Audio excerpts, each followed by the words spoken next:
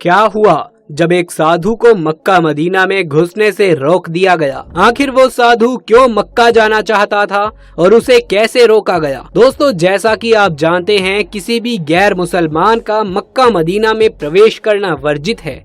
अगर कोई मक्का जाना चाहता है तो उसका मुसलमान होना जरूरी है। लेकिन क्या आपने सोचा है कि कोई साधु जब मक्का जाने की कोशिश करता है तो उसके साथ क्या होता है? क्योंकि आज हम आपको ऐसी एक घटना बताने जा रहे हैं जिसमें कुछ ऐसा चमत्कार हुआ जिसे सुनकर आपके होश उड़ने वाले हैं। दोस्तों, वीडियो में आगे बढ़ने से पहले आपसे एक छोटी सी रिक्वेस्ट है कि इस वीडियो को लाइक करके हमारे चैनल को सब्सक्राइब कर लें ताकि आगे भी आप ऐसे ही मजेदार और नॉलेजेबल वीडियोस देख सकें। दोस्तों, इस घटना की शुरुआत होती है एक अंतर्राष्ट्रीय कथावाचक साधु महाराज से, जिनका नाम गोपनीय रखा जाएगा क्योंकि उस साधु का मानना था कि अगर हम धर्म की रक्षा करेंगे तो धर्म हमारी रक्षा करेगा। इसीलिए हम साधु का नाम आपको नहीं बताएंगे, लेकिन उनके साथ जो हुआ और उन्होंने जो किया वो हम आपको जरूर से बताएंगे। दोस्तों, ये बात साल 2020 की है, जब साधु महाराज अलग अलग देशों में अलग अलग शहरों में जाकर अपनी कथा किया करते थे। लेकिन जब उन्हें पता चला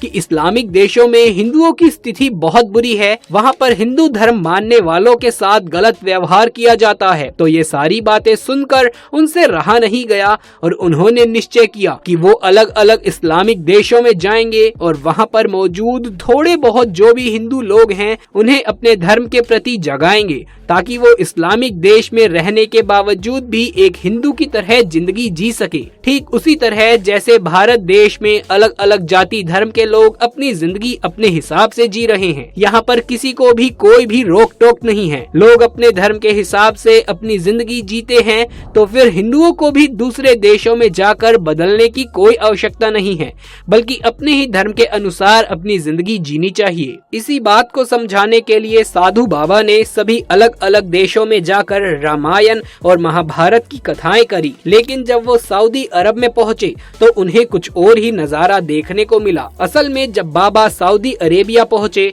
तो उन्होंने देखा कि वहाँ पर हर धर्म का सम्मान किया जाता है। वहाँ पर हिंदू हो चाहे मुसलमान हो, हर कोई मिलजुल कर रहते हैं। अब सऊदी का माहौल तो ठीक था, लेकिन तभी उन्हें मक्का के बारे में पता चला, जो साधु बाबा की कथा वाली जगह से मात्र कुछ ही किलोमीटर दूर था। तभी साधु को ये बात पता चली कि मक्का वो जगह है जहाँ पर हिंदुओं का जाना वर्जित है, यानी कि कोई गैर मुस्लिम इन जगहों पर नहीं जा सकता। हालांकि इन जगहों के बारे में जानने के लिए बाबा ने वैदिक साहित्य का इतिहास पढ़ा, जिसमें खास तौर पर ये बताया गया है कि काबा में लगे पत्थर जिसको इस्लाम धर्म के लोग चूमते हैं, वो कोई मामूली पत्थर नहीं बल्कि भगवान शिव का शिवलिंग है। इतिहास की पुस्तकों में लिखी इस बात को जब साधु ने जाना तो ये बात जानकर साधु महाराज को बहुत हैरानी हुई और वो सोच में पड़ गए कि जिस स्थान पर हमारा शिवलिंग है वहाँ हमें ही जाने नहीं दिया जा रहा है। उस पुस्तक से पूरा सच जानने के बाद साधु महात्मा मक्का मदीना में मौजूद शिवलिंग को देखने की इच्छा जताने लगे। वो चाहते थे कि मक्का के इस शिवलिंग को वो भी देखें और जाने कि आखिर क्यों यहाँ के लोग गैर मुसलमानों को अंदर नहीं जाने देते और इस शिवलिंग को लोग इतना ज्यादा क्यों मानते हैं। और इन्हीं सारी बातों को जानने की जिज्ञासा में साधु ने सबसे पहले तो एक मुस्लिम शख्स का वेश धारण किया और मक्का मदीना के लिए वो रवाना हो गए। लेकिन जब वो मक्का मदीना पहुंचने वाले थे तभी कुछ किलोमीटर पहले चेकिंग के लिए एक गार्ड ने उनके हाथ पर ओम का निशान देख लिया।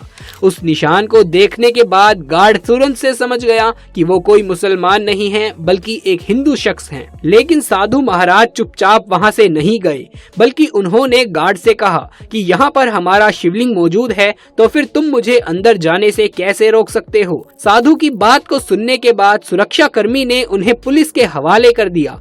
थोड़ी देर तक जांच पड़ताल चली, लेकिन बाद में साधु महात्मा को छोड़ दिया गया क्योंकि वो एक प्रसिद्ध साधु महात्मा थे और कथावाचक थे। उन्हें इस तरह से ज्यादा लंबे समय तक गिरफ्तार में नहीं रखा जा सकता था, इसीलिए पुलिस ने उन्हें छोड़ दिया। लेकिन इन सारे चक्करों में वो मक्का मदीना नहीं जा पाए और इसी बात को लेकर उनके मन में हमेशा ही एक असंतुष्टि रही। लेकिन इस घटना के कुछ ही दिनों बाद सोशल मीडिया पर एक फोटो चारों तरफ फैलने लगी। वायरल होने वाली फोटो में काले पत्थर का एक शिवलिंग नजर आ रहा था, जिसे देखकर हर कोई ये दावा कर रहा था कि मक्का मदीना में बना काबा के नीचे वाले भाग में शिवलिंग के दर्शन हो गए हैं। और ये फोटो कहती है कि वैदिक साहित्य का इतिहास पुस्तकों में शिवलिंग के बारे में जो बातें लिखी गई हैं वो 100% सत्य हैं। लेकिन इस मामले में कुछ ऐसे भी लोग हैं जिनका मानना है कि ये शिवलिंग नहीं बल्कि काबा का ही एक कोना है जिसे रुक्न अल यामानी कहा जाता है। इतना ही नहीं, इस पत्थर को लेकर और भी बहुत सारी अलग अलग तरह की बातें कही जा रही हैं जो लोगों को सोचने पर मजबूर कर देती हैं कि आखिर इस काले पत्थर का राज है क्या और क्यों इसके बारे में इतनी अलग अलग तरह की बातें प्रचलित हैं। असल में दोस्तों, जब इस्लाम धर्म से ताल्लुकात रखने वाले लोग हज की यात्रा के लिए मक्का मदीना जाते हैं तो यहाँ पर मौजूद काबा में लगे काले पत्थर को चूमना नहीं भूलते।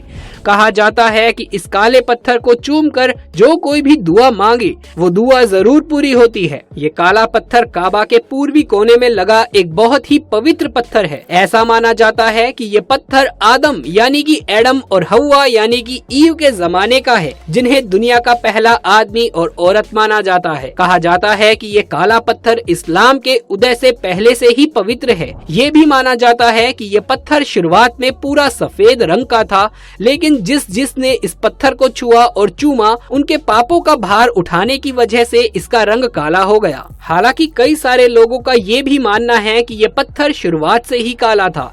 अब सच क्या है और झूठ क्या, ये तो किसी को भी नहीं मालूम। लेकिन इस्लाम धर्म में इस काले पत्थर को किसी भगवान से कम नहीं समझा जाता, बशर्ते उनके धर्म में भगवान जैसी कोई चीज नहीं होती। लेकिन फिर भी वो पत्थर को इतना अहम मानते हैं कि उसे चूमे बिना हज यात्रा पूरी नहीं होती। सऊदी अरब में मौजूद मक्का पूरी दुनिया के मुसलमान लोगों के लिए पवित्र धर्म स्थल है। इस्लाम को मानने वाले हर एक शख्स के लिए कम से कम जीवन में एक बार हज यात्रा करना बहुत जरूरी माना जाता है, बशर्ते उसके पास इसके लिए जीवन में सुविधा हो, यानी कि आर्थिक रूप से उसके पास सुविधाएं हो। उसे मक्का जाने के लिए किसी से भी पैसे मांगने की जरूरत ना पड़े और ना ही उसका पैसा चोरी मक्कारी और धोखे का होना चाहिए, और वो शारीरिक रूप से सक्षम हो। इतना होने पर श्रद्धालु मक्का जाकर अपनी हज यात्रा पूरी कर सकते हैं, जिसमें उन्हें पूरे 5 दिन मक्का में बिताना होता है और 5 अलग अलग दिनों की अलग अलग रस्में निभानी होती है। हज की यात्रा के दौरान इन रस्मों का बहुत महत्व होता है।